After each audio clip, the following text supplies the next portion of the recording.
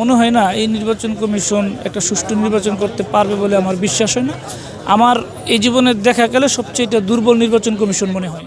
আমার দুটি নির্বাচন আসন ক্রেডিট কেন্দ্রের ঋণ খেলাপির দায় বাতিল করেছে, যেটা আমার অবগত ছিল না। সর্বশেষ ব্যাংকে তথ্য নিয়ে দেখি যে একটা জালিয়াতি চক্র আমার নামের আংশিক ব্যবহার করে ক্রেডিট কার্ডের ডিউ রেখেছে। সেই ডিউটা আমি আমার নিজের দায় নিয়ে আমি শোধ করে আজকে আমি আপিল করেছি। নির্বাচনের মাঠ খুবই ভয়াবহ। অতীতের যে কোনো সময়ের চেয়ে এবার নির্বাচনটা মনে হয় না ভালো হবে, কারণ আইনশৃঙ্খলা পরিস্থিতি আপনারা নিজে জানেন।